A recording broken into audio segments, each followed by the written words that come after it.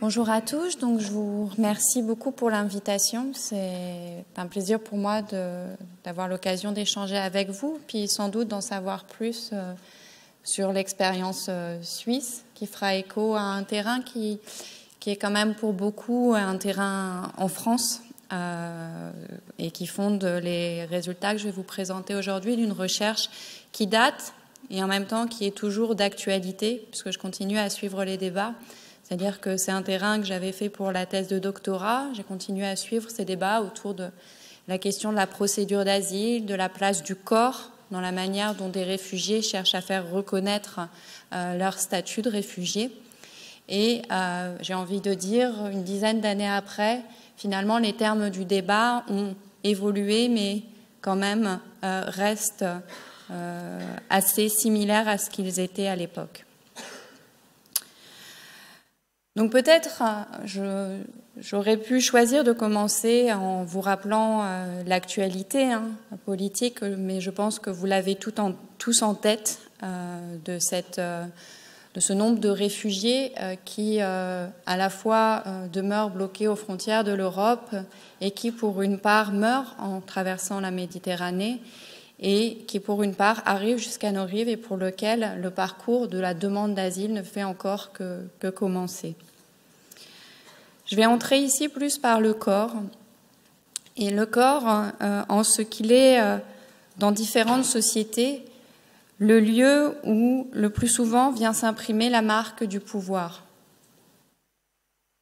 Déjà en 1974, Pierre Clastres montrait comment le texte de la loi primitive venait s'inscrire durablement dans le corps suite au rituel d'initiation. Le corps est finalement ce lieu où bien souvent l'ordre politique s'incorpore. Plus récemment, quand on pense aux guerres contemporaines, le corps est là encore, a été là encore la cible de politiques d'extermination.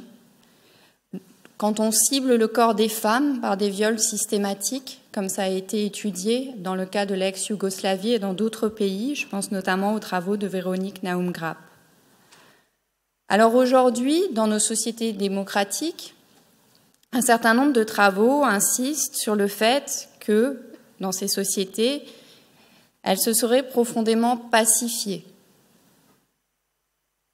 que l'incorporation de l'ordre politique s'y exerce aujourd'hui moins par la violence physique qu'autrefois, et que dans la manière dont s'exerce l'autorité aujourd'hui, la violence physique a perdu de sa légitimité, aussi bien, j'ai envie de dire, dans la sphère publique que dans l'espace privé, si on pense à l'actualité. Enfin, on peut penser, par exemple, nous en France, en ce moment, on a des débats autour des sanctions physiques éducatives et de la place qu'une loi doit avoir sur leur prohibition.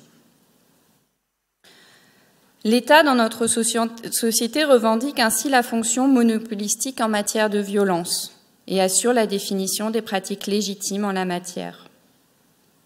Cela n'empêche pas un certain nombre de scandales. Si l'on pense, par exemple, à des scandales comme ceux d'Abu Ghraib, où on a vu s'exercer de la part d'agents, de soldats de l'armée américaine, un certain nombre de pratiques extrêmement violentes à l'endroit de prisonniers irakiens. Le corps est donc aujourd'hui le site où la force du pouvoir vient se manifester, mais de manière souvent plus pacifiée. Et dans ce contexte-là, bien souvent, dans les travaux sur lesquels, dont je vais vous parler, ce qui s'est joué, c'est que, et notamment pour les migrants, le corps est bien souvent le lieu aujourd'hui où cet ordre politique s'exprime encore dans la mesure où la vérité des individus va y être éprouvée.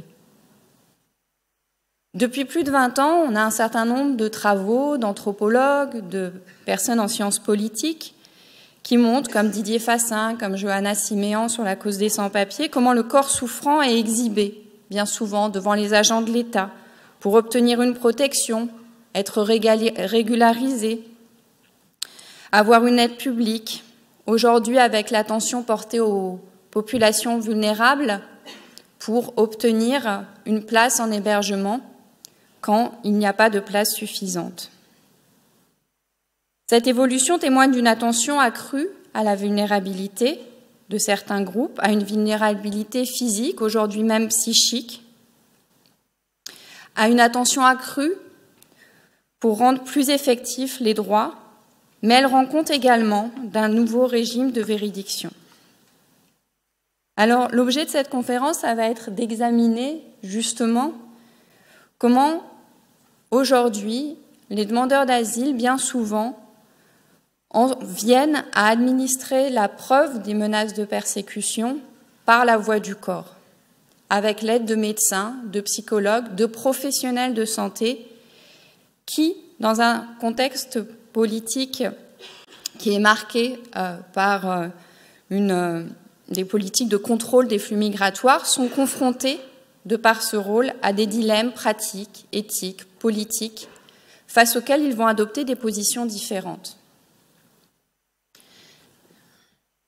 Alors, ces recherches, elles sont issues d'un doctorat, vous en avez parlé, et puis d'une recherche surtout collective qui avait été menée à l'époque autour du psychotraumatisme avec Didier Fassin et Richard Reichmann.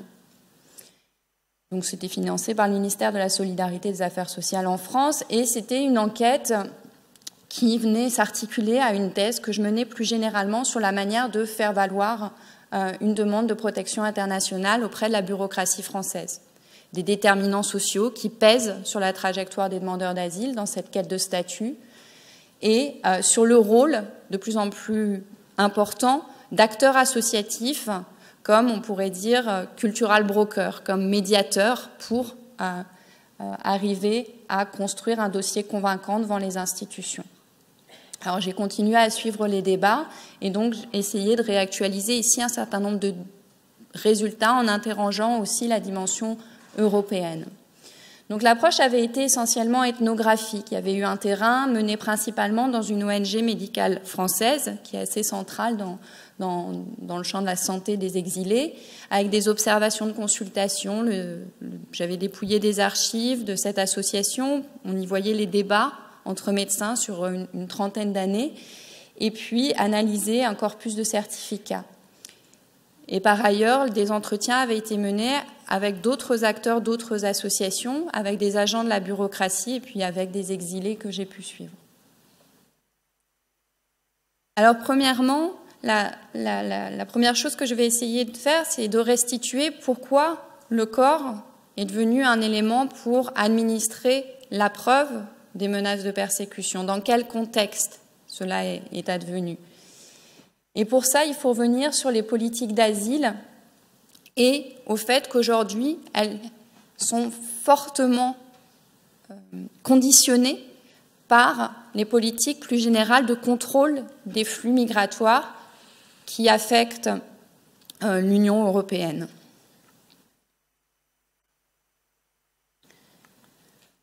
Alors, pour partir d'une échelle un peu plus large, peut-être quand même repréciser qu'aujourd'hui, l'accueil des réfugiés est principalement supporté par les pays tiers de l'Union européenne.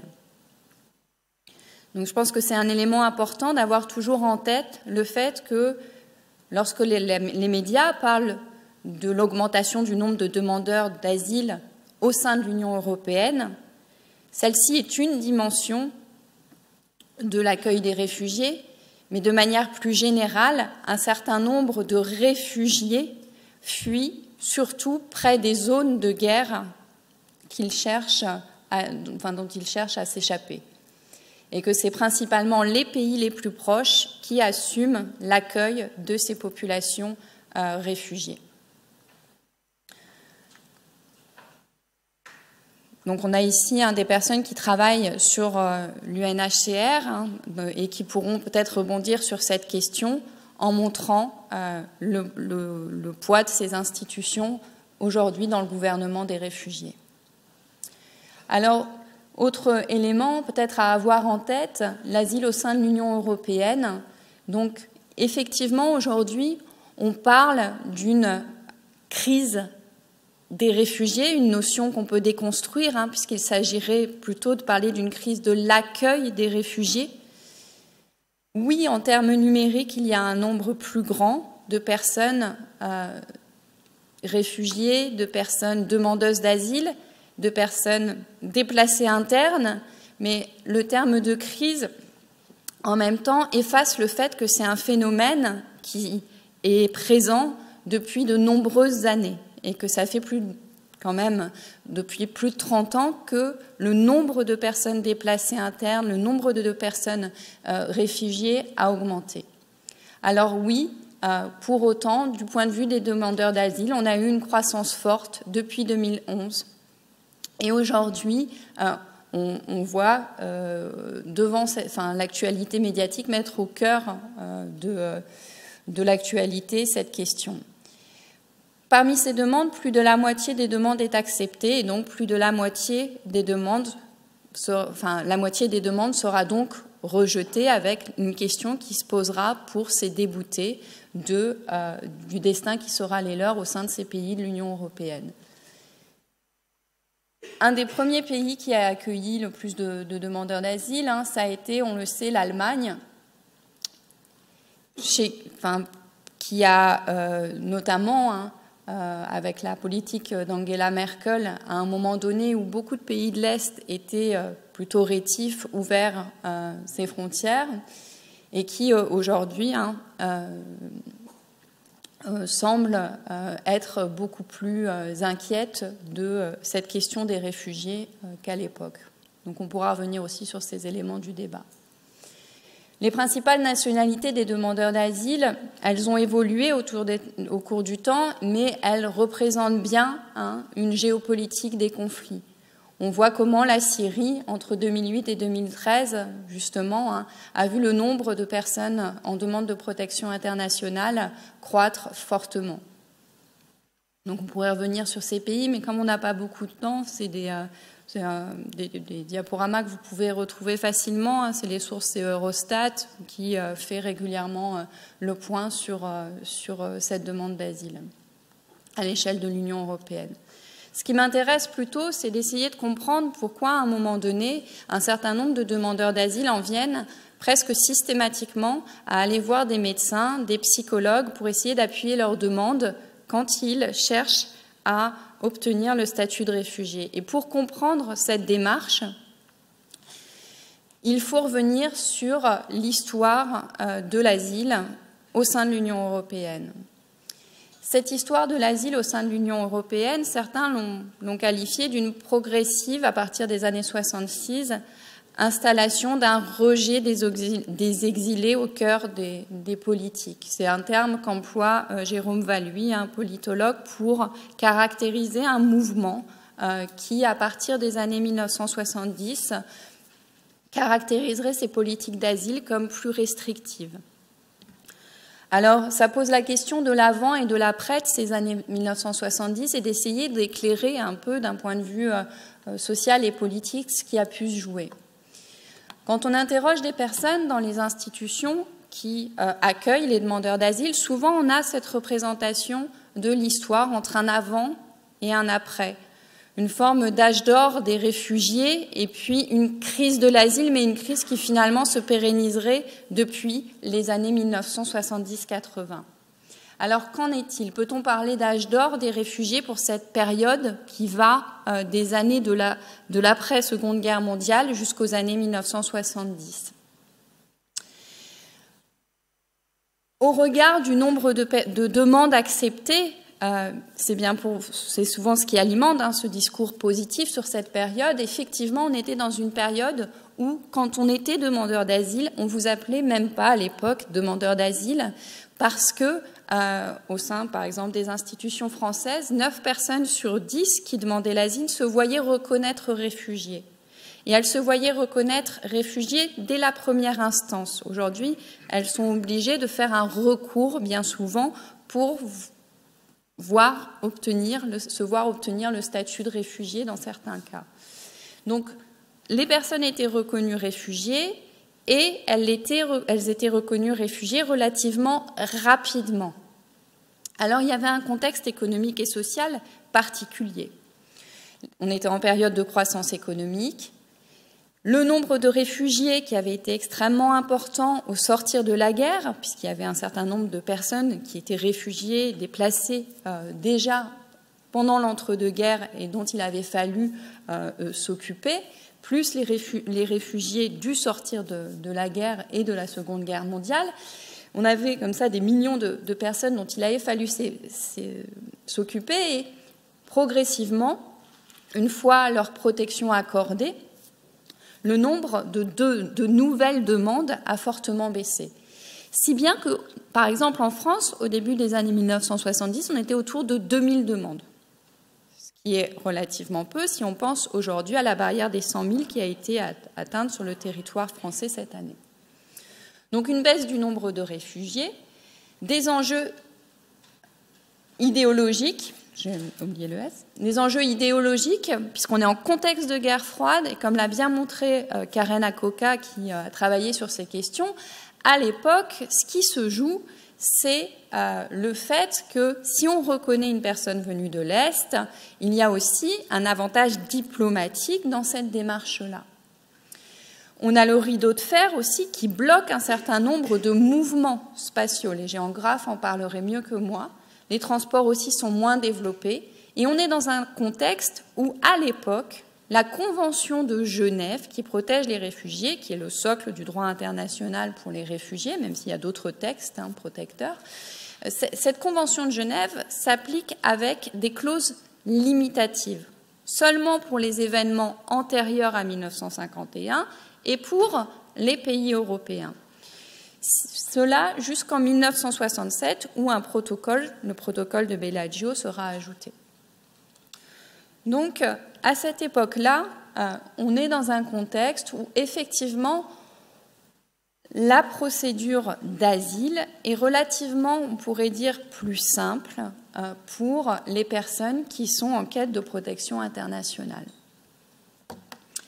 On date des années 1970 dans un certain nombre de pays comme la France, l'Allemagne, le tournant où s'inscrit progressivement une politique plus restrictive à l'endroit des demandeurs d'asile.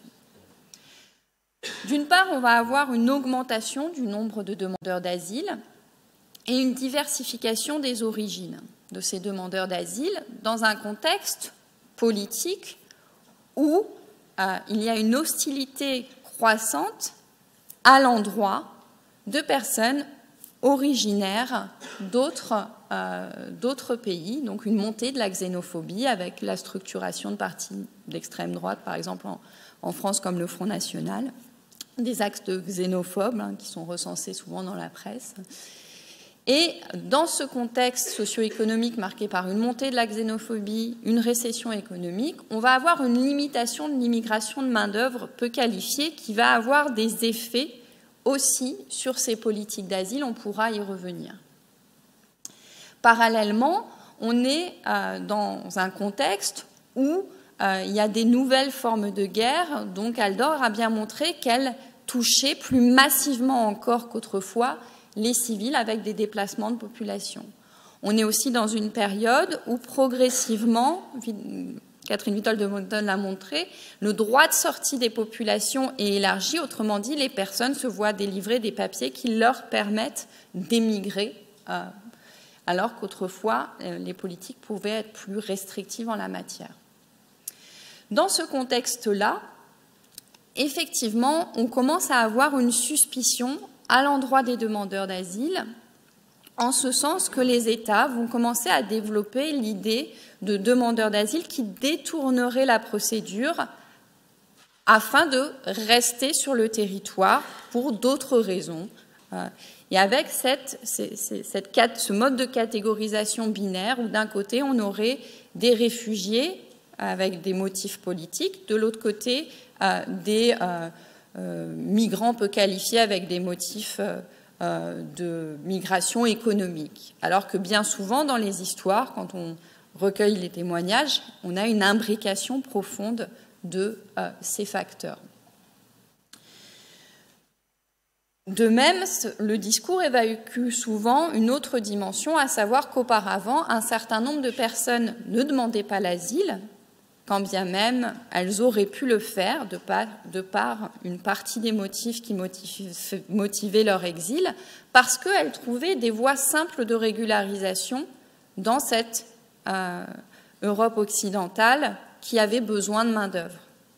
Donc elles se présentaient au guichet, elles n'avaient pas forcément besoin de faire une demande d'asile. Et un certain nombre d'exilés, d'ailleurs, ne cherchaient pas forcément à entamer une procédure qui, il y a différents motifs qui ont été montrés, mais pour les uns, pouvait être jugée très intrusive, risquer de leur faire démasquer ou dire des choses sur des compatriotes qu'ils cherchaient encore à protéger. Donc on avait un certain nombre d'éléments comme ça qui faisaient aussi que ce chiffre de l'asile, de la demande d'asile, pouvait rester bas pendant ces années 70. À partir de... Alors on est dans une période qui est un peu charnière, c'est-à-dire à la fois on parle beaucoup effectivement d'un tournant, et on peut effectivement parler d'un tournant, et en même temps il ne faudrait pas en avoir une vision trop caricaturale. D'une part, ça s'est fait progressivement, et là les sociologues et historiens qui font l'histoire sociale des institutions montrent bien comment dans les services les choses se font progressivement, et selon par exemple les services de l'OFPRA, qui est l'Office français de protection des réfugiés et des apatrides en France, on ne va pas forcément avoir les mêmes taux de reconnaissance ni les mêmes politiques des chefs de section. Donc il y a quelque chose là à analyser de cette instauration progressive d'une logique du soupçon dans les institutions. Toutefois, il est vrai qu'au terme des années 1980, on a tout de même une baisse importante des taux de reconnaissance des demandeurs d'asile. C'est-à-dire qu'à la fin des années 80, quand je vous disais que 9 personnes sur 10 étaient reconnues réfugiés, désormais, on est plutôt autour de 2 ou 3 personnes qui se verront reconnaître réfugiés, et bien souvent en devant faire un recours. Alors en France, c'est auprès de la Cour nationale du droit d'asile. Dans d'autres pays, ce sera auprès d'une autre institution. Donc on a bien ici, on pourrait dire, des mesures plus restrictives à l'endroit de l'asile, et en même temps, paradoxalement, c'est aussi un moment, et c'est pour ça qu'il faut voir cet âge d'or antérieur des réfugiés de manière un peu critique, c'est aussi un moment où on va affermir les droits sociaux des demandeurs d'asile et des réfugiés. Auparavant, dans ces années 70, on n'avait pas, par exemple, en France, un dispositif national d'accueil. C'est au terme plutôt des mobilisations des années 70 qui sont très importantes parce que précisément, on est dans un contexte où on a plus d'expulsions, où les associations vont se mobiliser pour sortir d'un infradroit, d'une absence souvent de cadre juridique qui encadre les situations des personnes sans papier ou avec des situations précaires. Donc, dans cette période, mobilisation, et donc du coup, on va avoir aussi un affermissement d'un certain nombre de droits sociaux, politiques. Donc ça, c'est quelque chose qui a été bien montré dans différents pays européens, notamment par Holyfield, et qui se retrouve effectivement, pour donner un exemple en France, avec, dans les années 75, l'élaboration d'un dispositif national d'accueil. Désormais, l'État finance des foyers pour les demandeurs d'asile qui arrivent sur le territoire français.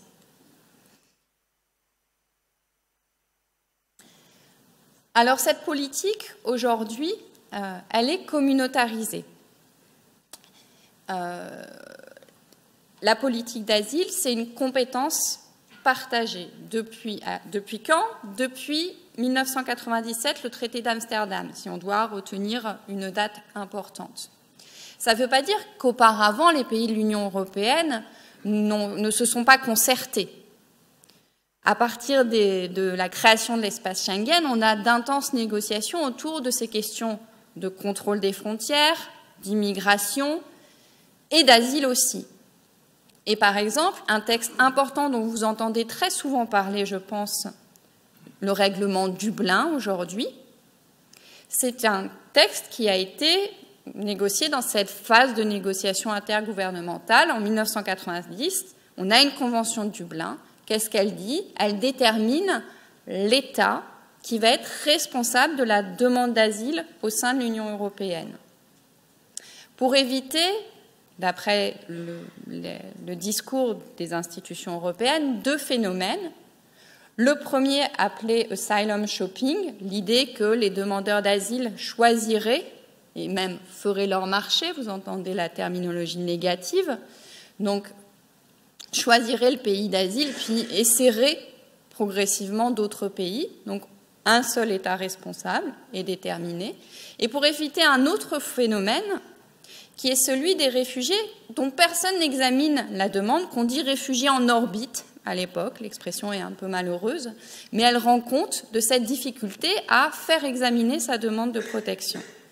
Et précisément, vous voyez qu'on retrouve des éléments que j'ai mentionnés à l'échelle des politiques gouvernementales auparavant, à savoir qu'on a une tension à la fois entre une protection, on veut par exemple que les demandes des personnes qui, comme ça, sont renvoyées de pays en pays soient examinées, on est bien dans une volonté de garantir davantage de protection, et en même temps dans une volonté de dissuader avec cette idée qu'un seul État doit être responsable, et ce sera le premier pays d'accueil des demandeurs d'asile.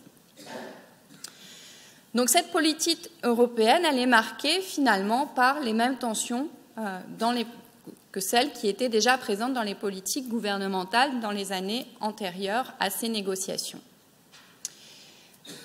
Donc ça, c'est un autre élément important. Et aujourd'hui encore, on a ces deux dimensions quand on regarde très précisément le paquet asile qui a été renégocié en 2013, où on voit un certain nombre de dispositions qui vont contraindre les États, par exemple, à améliorer le fait d'avoir un accès à un interprétariat, à un conseil juridique, et puis de l'autre côté, des mesures plus dissuasives à l'endroit des demandeurs d'asile, avec des notions qui sont reprises autour des pays tiers sûrs depuis de longues années. Cette construction d'une politique européenne, elle s'est construite avec l'idée qu'on allait harmoniser les procédures d'asile.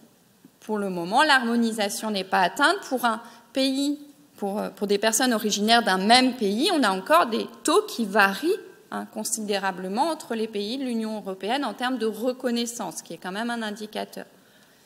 On pourrait prendre d'autres éléments. En termes de solidarité, on a vu au niveau de du programme de relocalisation, dont vous avez peut-être entendu parler, un certain nombre de résistances de la plupart des pays de l'Union européenne, et notamment à l'Est.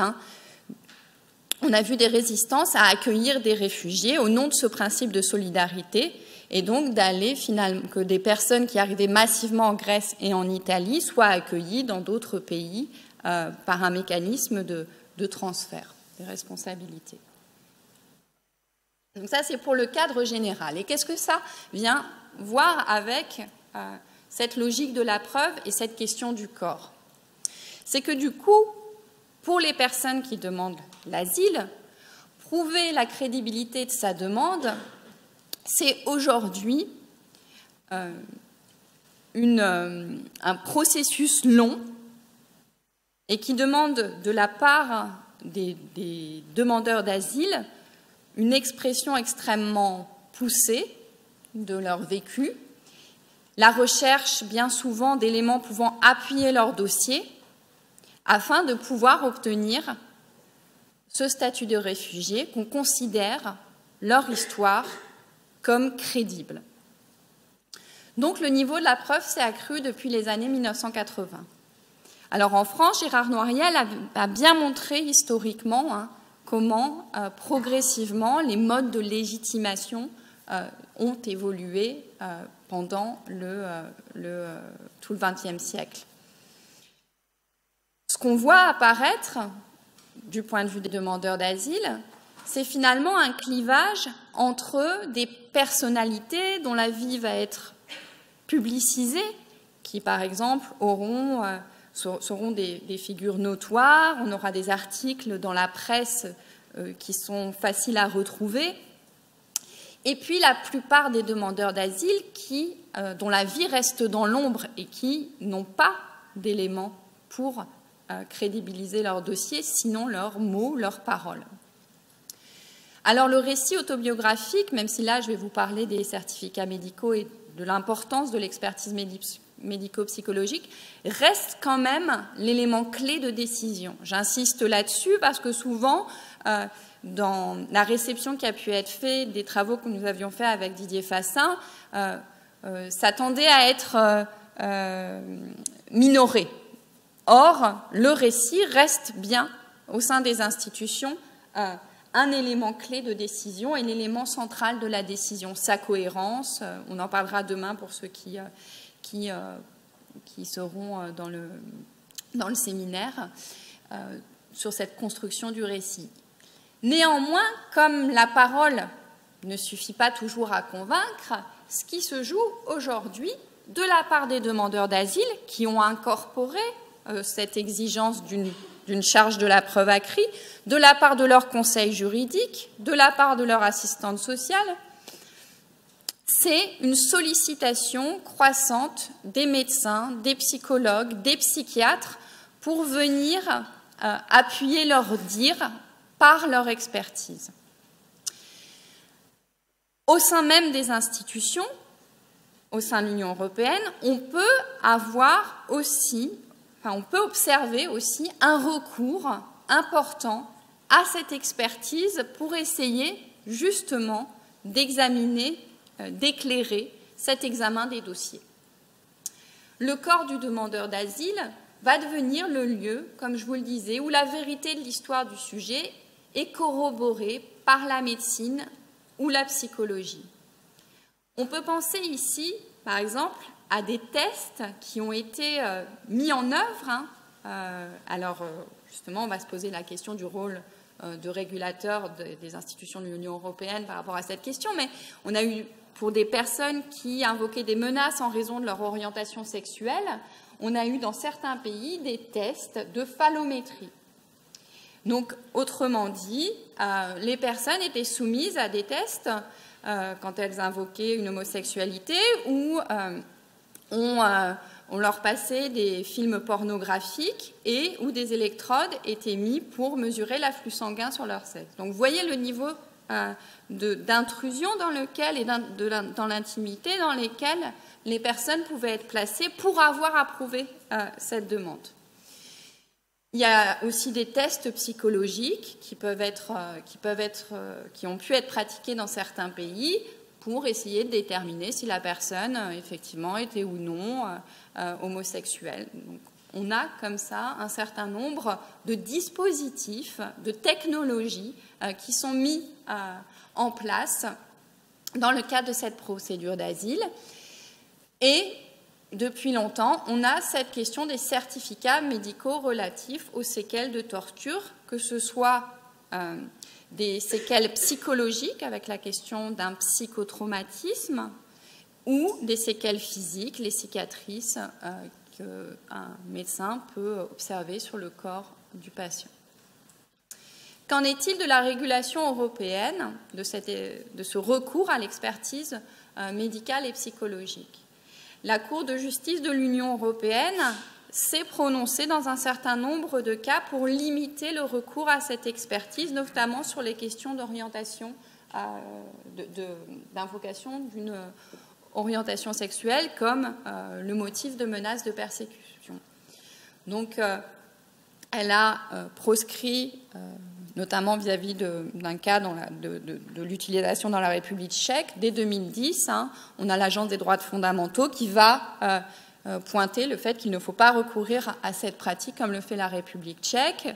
On va avoir aussi des décisions en 2014 et 2018 encore qui régulent et limitent l'usage de cette expertise médicale et psychologique. Au nom de quoi? dans ces textes, au nom du respect des droits fondamentaux, la dignité, le respect de la vie privée et l'aspect intrusif de ces pratiques, et puis aussi au nom d'une scientificité controversée de ces tests. Pour autant, les certificats relatifs aux séquelles de violence, eux, ne font pas l'objet d'une régulation particulièrement précise et contraignante. Donc, c'est sur cette question-là que je vais me pencher ici. On a des cicatrices physiques et psychiques qui sont perçues par certains membres de la bureaucratie de l'asile au sein de l'Union européenne comme les signes tangibles qu'une persécution a bien eu lieu. C'est des discours que j'ai pu recueillir. Pour d'autres, ils ne sont qu'un élément parmi d'autres qui va venir accréditer une demande d'asile.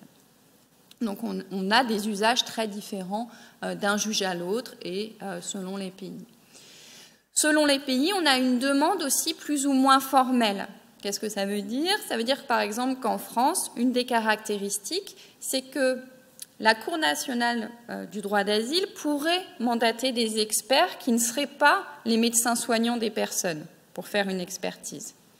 Mais elle ne recourt pas à cette pratique. Aussi en France, c'est vraiment par le biais d'une demande informelle, soit par les conseils juridiques des personnes, soit par les requérants eux-mêmes, que les médecins sont interpellés ou les psychologues pour produire un certificat médical ou une attestation psychologique. Dans d'autres pays, comme en Angleterre, on a un mécanisme beaucoup plus formalisé avec une liste d'experts. Donc, on voit comment, au sein de l'Europe, on a des pratiques relativement différenciées. Et justement,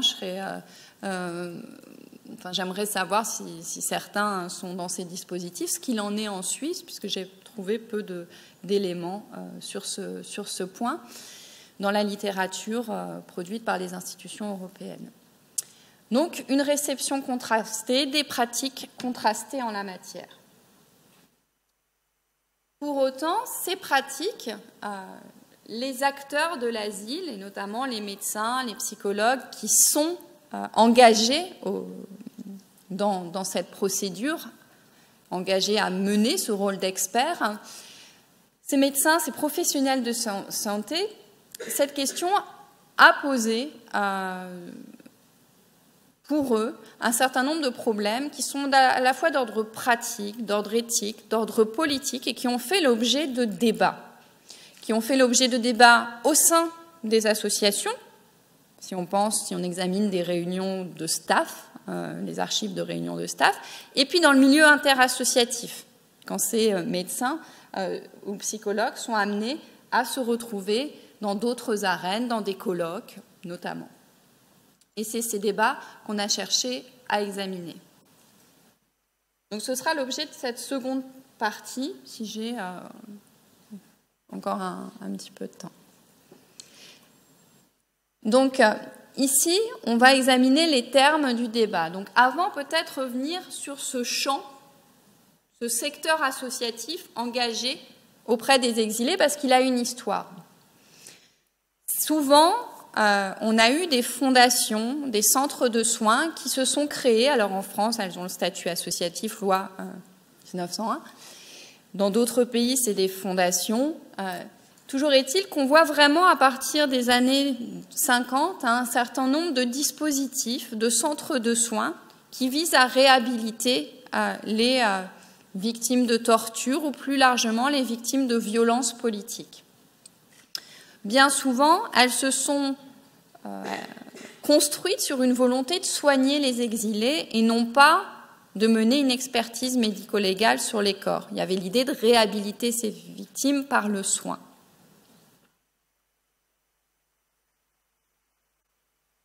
Progressivement, certaines d'entre elles se sont spécialisées ou ont développé une expertise non pas seulement autour du soin du corps, de la santé des exilés, mais plus largement autour du psychotraumatisme qu'ils observaient chez les personnes qui avaient assisté ou qui avaient elles-mêmes été l'objet de violences. Donc on a eu un certain nombre d'associations qui ont été créées autour de cette prise en charge psychologique et pas seulement médicale des exilés. Ces associations, pour certaines, ont progressivement aussi milité pour que soient reconnus davantage les victimes de torture et qu'il y ait des procès. Et dans ce cadre-là, des outils ont vu le jour, comme le protocole d'Istanbul, visant à une meilleure reconnaissance des victimes de torture à l'échelle internationale. Alors, pour les personnes que j'ai rencontrées, avec qui j'ai mené des entretiens, et au sein des réunions qu'on a pu observer, les problèmes soulevés par l'expertise étaient de différents ordres et avec des analyses parfois en tension.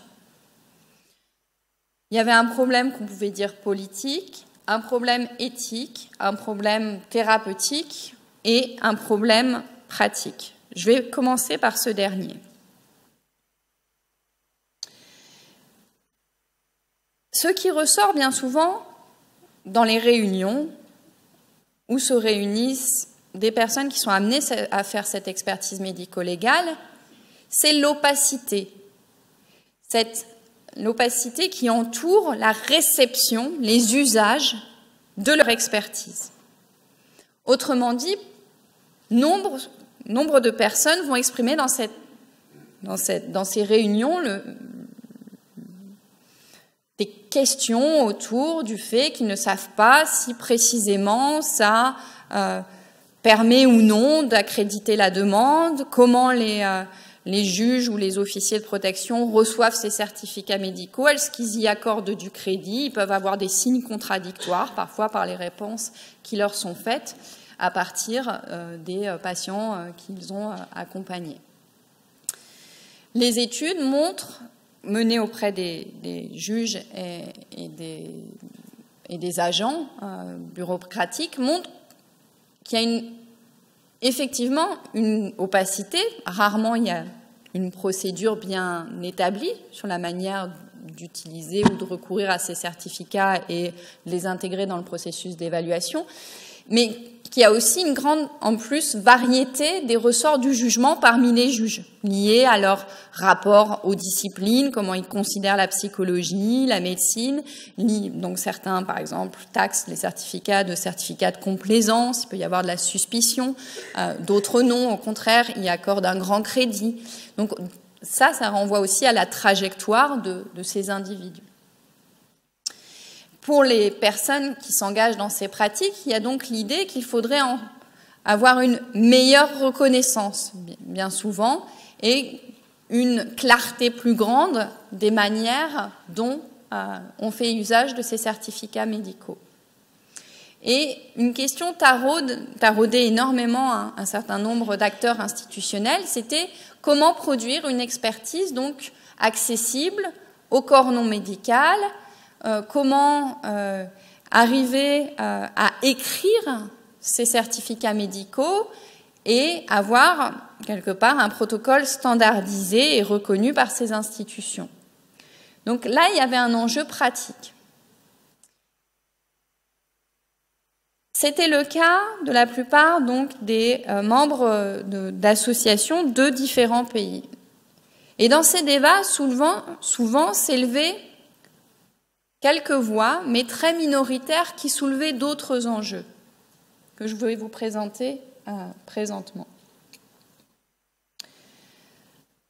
D'une part, le problème politique, à savoir que le chapitre 1 de la Convention de Genève mentionne des craintes craignant avec raison des menaces de persécution. Donc, cette notion n'implique pas d'avoir été persécuté pour se voir reconnaître le statut de réfugié. Par ailleurs, la torture physique exercée sur le corps ne correspond qu'à une des manières dont s'exerce la terreur d'État. Vous avez un magnifique ouvrage de Michael Taussig, The Nervous System, qui montre comment se sont exercés ces mécanismes de la terreur en Colombie par tout un tas de pratiques qui étaient d'intimidation et qui suscitaient des logiques du coup paranoïaques au sein de toute la société, marginalisant les individus qu'ils souhaitaient écarter. L'élément finalement que pointent les personnes qui analysent cette question du certificat médical comme ayant une dimension politique, c'est que dans l'opération de classification à laquelle il procède, on pourrait le dire en termes bourdieusiens, bien souvent, cette opération de classification, elle est associée à une opération d'hiérarchisation. C'est-à-dire, en fait, qu'en catégorisant des victimes de torture à partir d'un certain nombre de signes relatifs à leur savoir, ça a des effets de dévalorisation, bien souvent, de ceux qui soit sont résilients, soit n'ont pas de traces de cette violence de ces menaces qui ont été exercées à leur encontre. Donc leur question, c'est est-ce que qualifier les uns ne contribue pas à une échelle plus globale à disqualifier les autres? Et donc là, ils expriment une réserve, mais qui n'était pas exprimée par la plupart des acteurs européens dans les réunions. D'autre part, l'autre problème qui se pose à eux, c'est la question de la parole du demandeur et de la place qui est faite. Le récit d'experts tendait à remplacer le récit du demandeur, c'est-à-dire qu'ils se voyaient dans des situations où finalement ils étaient convoqués par certains agents des institutions à devoir redoubler la parole du demandeur d'asile, quand bien même parfois ils avaient peu à dire, ils n'attestaient que d'une compatibilité entre un récit et des signes cliniques.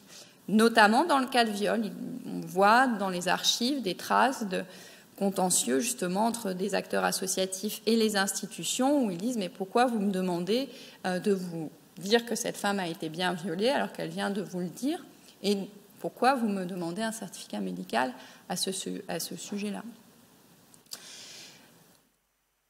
Or, les membres de ces associations accordent une importance cruciale à l'expression de leurs patients, parce qu'ils sont dans des associations bien souvent où il s'agit de réhabiliter les victimes de torture. Donc ça rend la chose extrêmement complexe. Ceci d'autant plus qu'on est dans un système où, en tant qu'acteurs médicaux, ils sont amenés, pour certains, à devoir transmettre des informations à des personnes qui ne sont pas des médecins ou des psychologues ou des psychiatres, dans le cadre d'une procédure qui, comme je vous l'ai dit, dans certains pays, demeure assez informelle. Troisième élément, au cœur du débat, et là, on voit deux positions se dessiner.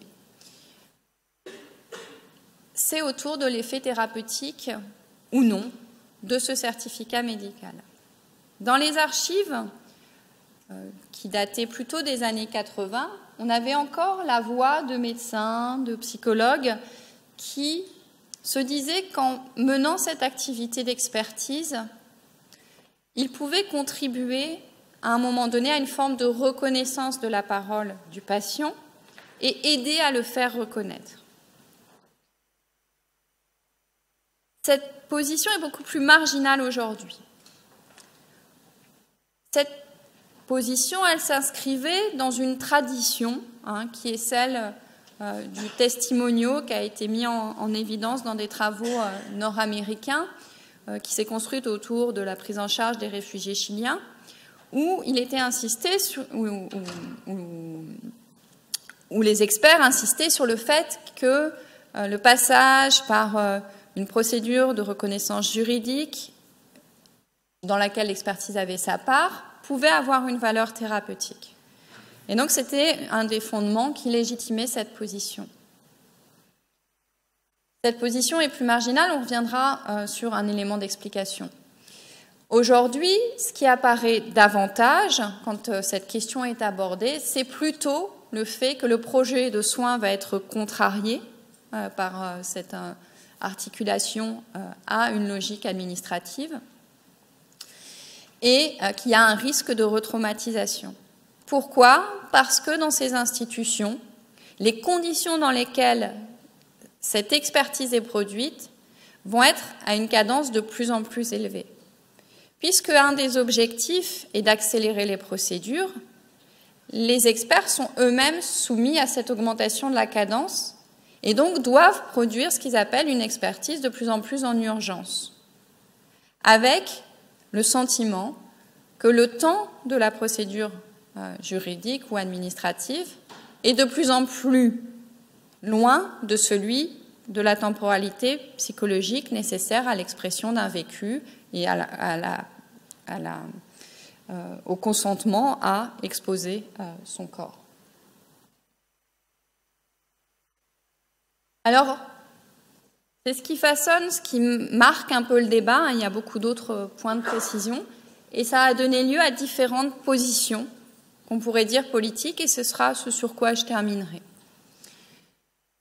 Si on reprend les travaux de politologues, bien souvent, on a différentes possibilités de se positionner dans un espace politique ou quand il y a un système, quelque chose qui fait système, une organisation. Ça peut être exit, on peut faire défection, partir, on peut prendre la parole et on peut avoir un loyalisme, parfois silencieux. Cette grille de lecture sert à analyser trois positions qui ont pu être exprimées par les acteurs, en tout cas que les acteurs ont pu prendre dans la période où je les ai observés. Pour certains acteurs, il y avait une collaboration sans critique. Autrement dit, l'idée était justement, souvent c'était des personnes qui s'interrogeaient beaucoup sur la dimension pratique, comment faire mieux des certificats, comment défendre mieux les individus. Alors on a une littérature, par exemple, est-ce qu'il faut du coup respecter le protocole d'Istanbul à la lettre et remplir les schémas? Est-ce qu'on peut accompagner ça aussi de photographie qui rendrait plus accessible la représentation de ces séquelles aux personnes non médecins qui vont recevoir le certificat? On a comme ça un certain nombre d'articles scientifiques qui débattent de ces manières d'améliorer une collaboration avec les institutions administratives en charge d'évaluer la demande d'asile. Souvent, c'est une logique de défense d'une patientèle, celle de la structure, au cas par cas. On a une autre position qui a pu s'exprimer, mais qui a rarement été mise en œuvre dans ce que j'ai observé. Peut-être les choses ont évolué. Où il s'agissait d'arrêter de collaborer avec les institutions en charge de statuer sur la demande d'asile. Et bien souvent, les personnes, dans ces cas-là, voulaient associer une prise de parole collective. Autrement dit, la défection n'est pas forcément exclusive de la prise de parole. L'idée, là, était que la défense collective du droit d'asile et la critique de la manière dont aujourd'hui le système fonctionne devait primer sur tout autre argument. Donc c'est une éthique, on pourrait dire, une position éthique particulière. Une éthique de la conviction en termes de Weberien. Et une troisième position était, et c'est celle qui finalement a été adoptée le plus souvent au terme de discussion, quand bien même la deuxième hypothèse était présentée, c'était de continuer à collaborer tout en multipliant les tribunes dénonciatrices, les articles, les entretiens avec les membres des institutions. Pourquoi? Au nom des risques que la défection aurait pu entraîner. Autrement dit, de voir par exemple se développer un marché de l'expertise dans lequel le souci du requérant aurait peut-être été moins préservé que dans la manière où actuellement les associations, elles, exerçaient cette activité. Aussi, bien souvent, parce que les médecins ne pouvaient ou les psychologues renoncer à cet espoir ténu d'aider leurs patients par ce certificat médical. Donc ce sont les différents positionnements qui ont pu être observés sur cette question de l'administration de la preuve par le corps auquel les professionnels de santé sont confortés. Donc pour conclure, au terme de ce débat, le dialogue passionné autour des responsabilités qui sont engagées par l'acte d'expertise, des obligations citoyennes et professionnelles de chacun, correspond à un travail d'une politique éthique, dans les termes de Nicolas Rose, qui correspond à un double mouvement d'autonomisation, de responsabilisation des citoyens propres aux sociétés modernes libérales.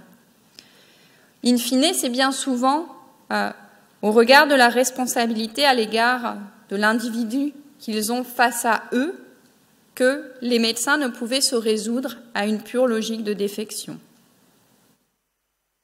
Les tensions éthiques étaient d'autant plus vives que ces pratiques d'expertise, finalement, et les débats étaient confinés dans l'arène associative, avec bien peu d'écho au sein des institutions nationales ou européennes.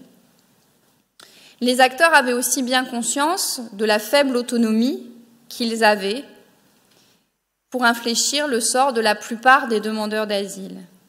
Pourquoi ? Parce que c'est précisément dans d'autres institutions que se jouent, au niveau gouvernemental et européen, les conditions de l'accueil et de l'évaluation de la demande d'asile. Par le vote de la réduction des délais de dépôt de dossier, on y est confronté, nous, dans une réforme actuellement proposée, au niveau de l'administration, donc, au niveau de la hiérarchie, qui veille à l'accélération de la cadence de ses agents, au niveau de l'Europe, qui a accentué les dispositifs de contrôle et de triage aux frontières.